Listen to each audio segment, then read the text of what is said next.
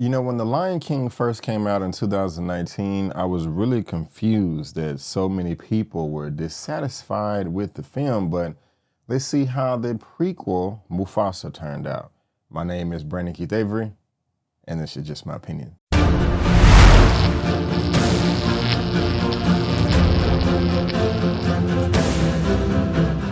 Hey, what's going on, everyone, and welcome back to another episode of Just My Opinion for my Mufasa, The Lion King movie review. And if this is your first time finding me, if you happen to like the video, please give me a thumbs up and consider subscribing. All right, guys, now we have Mufasa, The Lion King. And when this was first announced, I wasn't excited about it. I was just like, I guess I'll see it when it eventually comes out. But closer to its release, I did get a bit more excited. Now, this is being directed by Mr. Barry Jenkins. This is what the gentleman looks like right here. Academy Award winner, Academy Award nominee for If Beale Street Could Talk, and also Moonlight. If you've seen any of these films, let me know down in the comment section below. But this is a fine director right here. This is something that did get me excited when I found out he was attached to this. If you look at all the other films that he directed, Dear White People TV series, Chlorophyll. If you've seen any of those, again, let me know down in the comment section below. Now, again, the first film that came out in 2019 that was directed by Jon Favreau, that was a fantastic film in my opinion, visually at the very least. I didn't hate it like everybody else. I mean, some people were saying that it was the worst movie of 2019, and I just think that's a stretch. Now, I will admit that that film did come across as soulless or just lacking emotion. We wanted the exact same thing that we got from the 94 cartoon, and we did get that, but without all the emotions and facial expressions from the appearance of live action characters. And I do all that because technically it's not a live action film, it's still animated. So the 94 version, you had a 2D animation. With this, you had a computer generated animation, and a lot of people just didn't really ride with that. I did. However, with this Mufasa prequel and with the entire voice cast, I feel like we have something there. And so that was just my expectations going in, thinking that it's not going to be soulless. It's going to be some significance. We're going to have some great music. Lin-Manuel Miranda. We'll definitely talk about that. But before I get into the nitty gritty, before I talk about all my likes and dislikes, let me tell you exactly what this film Mufasa is all about. Mufasa, a cub lost and alone, meets a sympathetic lion named Taka, the heir to a royal bloodline. The chance meeting sets in motion an expansive journey of a group of misfits searching for their destiny. All right, the first thing that I really did like about this film is it feels like an original story, not anything that we've gotten before, so everything is fresh and new. Again, one of the reasons why people didn't like the 2019, in my assessment, is because it was exactly like the 1994 version without any of the emotion from the characters. You knew what was going to happen, so nothing was a surprise to you. It just seemed kind of bland. That's definitely not the case here. I did like the story. I did like the origin of Scar, of Mufasa. I thought it was told well in certain aspects, better than others. But I did like that this is his own original story, and I did not know where it was going to go or how the film was going to end. Next thing I liked about the film is the animation. This is not live action. This is all computer generated, and it looks great. Now, this is not the best CGI that I've ever seen. I have to give that trophy to Avatar. And to be honest with you, while I still did like the animation, I wanted more. I was saying to myself, this is still such a great technological achievement, but I've seen better, and that does come with Avatar. And I just couldn't help to compare those two when I was watching this movie. And that may seem a little bit like harsh, but no, it's the same company. Disney did produce Avatar. Disney also produced Lion King. It's not like you don't have any money to execute. You do. You just have to do it accordingly. And again, while it was great, I still did want a bit more from the animation. Next thing I liked about this is the characters. This whole roster is stacked with nothing but stars and song artists that you know and love from television, movies, recording artists, etc. We have Beyonce in this as Nala. We also have her daughter, Blue Ivy Carter, coming through. Everybody represented. I mean, every voice is recognizable. Donald Glover as Simba, also Mads Mikkelsen as one of the kings in this film. And you also have Keith David Keith David is a G. He is a legend. He has one of the best voices out there. He was the voice of Mufasa's father when Mufasa was a child, and I loved it. I loved it. I loved it. I loved it. I can imagine that they had a lot of fun in the booth recording all the ADR. I don't know. Maybe they didn't. Maybe they felt like it was a chore, but I was watching this just saying, man, I recognize that voice. They're putting a lot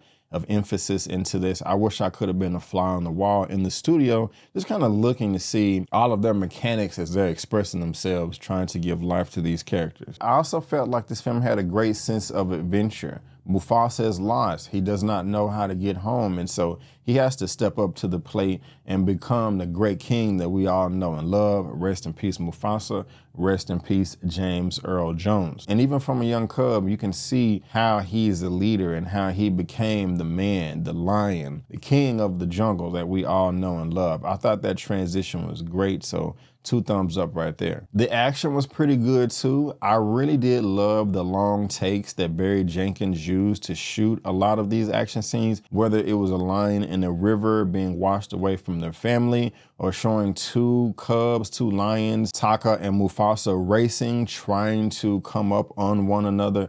That was great. The way that they used the camera, put it dead in the lion's face and wouldn't break, just kind of zoom out, show a long take and then swirl around. I thought that was great. That was some of the best parts of the movie for me. It really did get me to the edge of my seat and kept my attention. What's tragic and what's sad is I was doing a little bit of research before I hit record on this, and apparently Disney did not like all the long takes that Barry Jenkins was using in this film. They thought that it made the film drag on, and I just think that's ludicrous. I mean, I just don't understand that. Some of the best aspects of the movie for me, but apparently they didn't think so and wanted him to tone that back a little bit. Shame on you, Disney. Shame on you. And there were just other cool things that they incorporated in this film that they could have left out. Just how Pride Rock came to be, whether it was done on purpose or it was a natural accident or incident.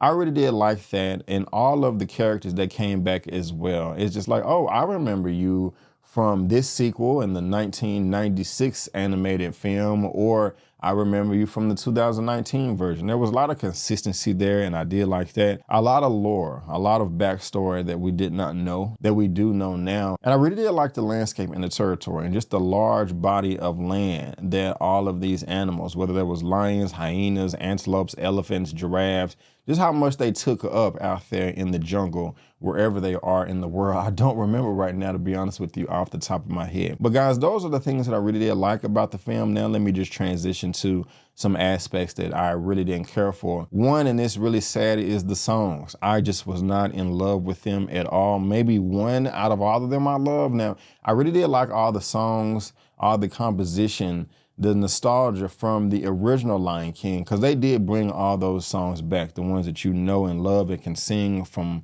your heart, from your memory. But a lot of the new songs just really didn't do anything for me. I was just like, oh man, okay, you're starting off another song. I want to get into it, and I just wasn't. So that was just a huge miss for me right there. Another thing I really didn't care for is just the way that the story was told. What I mean by that exactly is, at the very beginning, you have characters that we know from the original films trying to teach the new ones that we really haven't met yet. Let me tell you about a tale on Mufasa and his origin story. And then it goes back in the time. That's perfectly fine. My issue is when you're in the story and you're in the trenches and you're trying to get to know everything and lock it all in, they jump back out of the story and go to the characters that are telling the story again, like it's a break or an intermission, and back to present day. And I'm just like, no, that's jarring. It takes me out of the story. It takes me out of the magic. And I had a hard time jumping back in.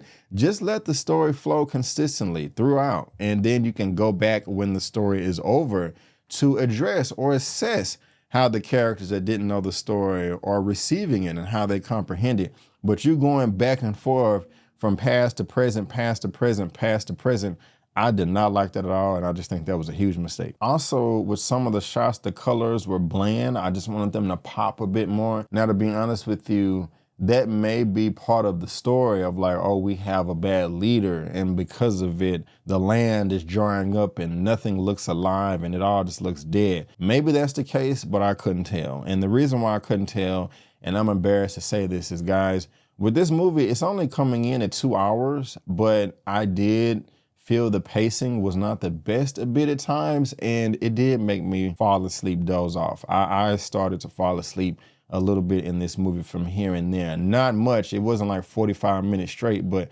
30 seconds here, 10 seconds here, maybe 60 seconds another place. And I don't know if that's a good or bad thing. If I was just tired, if I was bored, it was a combination of the two. And that's just unfortunate because I wanted to give you guys my best review, my best assessment. And I can't do that right now because I was dozing off. I was talking to another creator after we walked out of the theater. They said the same thing. They was like, hey, how did you like it? They said, okay, it was okay. I really didn't care for all the songs, but they said it just wasn't a knockout punch. I said, I agree. There was some times where I was dozing off a little bit. They said, yes, I was about to too, dude. Like, seriously, I started to feel the pace, and I just thought the movie was okay. It wasn't horrible, but it wasn't the greatest thing either. And I feel that way as well. Now, with me saying that, guys, I still think everybody should go to the theater to see it. In my opinion, it is worth your dollar. It is worth your opinion. Is it a great knockout home run hit? No, it's not, in my opinion, but I still think you will have a good time watching this. And again, a lot of people are going to compare this to the 1994 version, even though technically it's a completely different film, the way it was constructed and put together. But that movie was one of the greatest movies of all time for millions of people throughout the world. So it's a tall glass of water, a tall ladder to try to beat that or come close. Not saying that you shouldn't try or it's impossible, but I know a lot of people are going to be comparing this to that film. Is it just as good? No, it's not. But this movie is still a good movie, in my opinion, even with me dozing off a little bit. I will go ahead and give my rating for this at the very end. But for now, guys, that is just my opinion. And I want to thank you so much for tuning in. If you did enjoy this video, if you did enjoy this film, let me know in the comment section. Share the video, thumbs up. Also, leave a comment. I would really appreciate that. And hit that subscribe button. Let's get to 75K. And if I had to rate Mufasa, the Lion King, out of a 1 out of 10, man, what do I want to give this movie? I will give it a solid 7 out of 10. A solid 7 out of 10. We can put some asterisks by that or grade it on the curve. I don't know, but I just kind of feel weird rating the movie, even though I was dozing off here and there. But I got to be honest with you guys. I got to be honest. But guys, again, I just want to thank you so much for tuning in. And before you go, don't forget that I'm Brandon Keith Avery. That's just my opinion. Peace. And I'll see you next time.